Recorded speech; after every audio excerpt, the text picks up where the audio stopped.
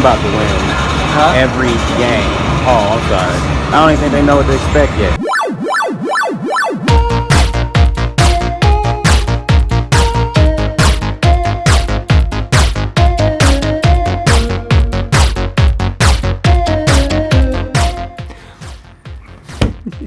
Welcome to the Storiers, episode number 9, video number 2 with Eric Smith, author, agent. He's gonna break down the query letter. So if you ever thought about trying to find an agent, how to get somebody to really want your book and try to sell your book, this video is for you. Eric's gonna break it down, get into all the nitty gritty. And come with us to Pinball Pete's as we take Eric out to enjoy his favorite pastime of video gaming. It was quite competitive. We had some stakes. We're gonna see if this guy can live up to his promises. He's talking a lot of junk, so we're gonna see if he look can at this face, back people. it up. Does this look like a face that backs up his junk talking? We're gonna see. We'll see.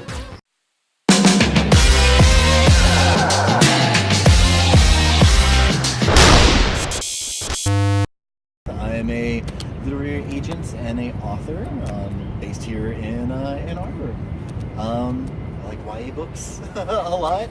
It's what I write, it's what I represent. I spend a lot of time working on my own books, working on other people's books, and playing with my baby and my corgi, my dog that I spend too much time with. Can you explain what query letters are? Yeah, so a query letter is basically, it's almost like a cover letter when you're applying for a job. Actually, we'll be interviewing as a team. You're talking about your book, you're talking about yourself, and you're trying to convince an agent or an editor to take a chance on you the same way a potential employer might take a chance on you. Take a chance on me. So your query letter is explaining who you are, what your book is, and why it is so interesting. Query letters are kind of like a difficult, tricky thing, and a lot of writers struggle with it because you're trying to sum up so much in so little. But there are lots of ways to, I don't know, make it not as scary as it potentially sounds. Is there like a top 3 tips you have for like a good query letter? Yeah. So my favorite query letter, I didn't make this up. My friend Gordon Warnock, this is his go-to way to explain it. He calls it the hook, the book, and the cook. Basically, the hook is like your one-sentence blip that explains what your book is, what genre it's in, what the word count is like, what books it might be compared to. So you might say something like, my book, titled X, is a story about X, is finished at 70,000 words, is a YA contemporary novel, and is perfect for fans of The Fault in Our Stars and The Hunger Games. That would be a hook. That's one sentence, summed up really nice. No, don't use The Hunger Games. Don't use The Fault in Our Stars. I do love those books, but we can talk about comp titles and why you maybe shouldn't use the most popular ones in a minute. So you have the hook. The book section is the book. You know, it's the jacket copy you would see on the back of a book. You know, it's the 2-3 paragraphs that explain the story in a way that makes you want to read it. So you're not going to explain it in a way that says like, my main character does this, and in the end, everything's okay. It's boring. You're boring, everybody. Quit boring everyone. You know, you would explain it in a way that makes the reader want to pick it up, makes the agent or editor feel like this is something what they want to check out. So it's, you know, it's a little bit vague, it's a little bit ambiguous.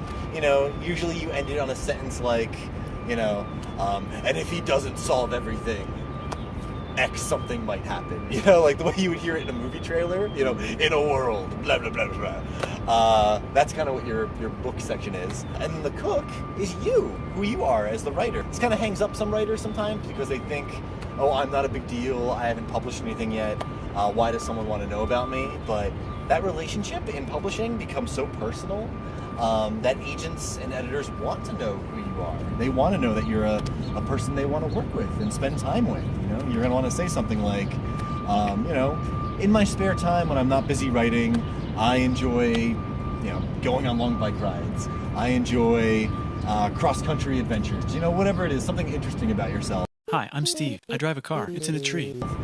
So I know I want to work with you. I know I want to talk to you more. And those are your 3 basic things: cook, book, No, hook, book, cook. And your hook doesn't necessarily have to be at the beginning. It can be towards the end. It's just something small that you can latch onto.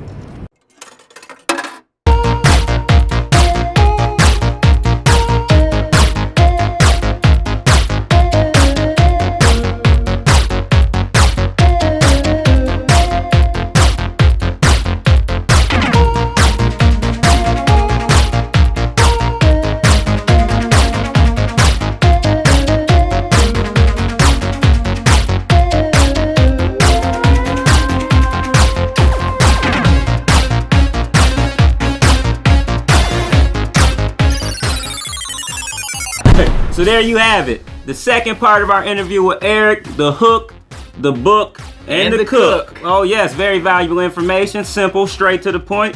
We hope this helped you out as you're out there querying people. That's a weird word, querying. Querying. Exactly what I was thinking. No, super practical information.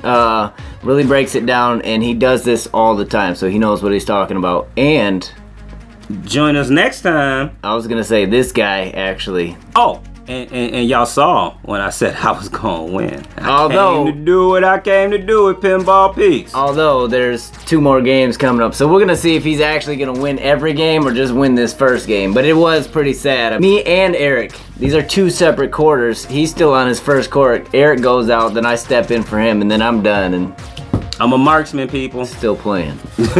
Join us next time where Eric gives you some examples of bad query letters and woo! Let me tell you some of the things these people do. Hold on.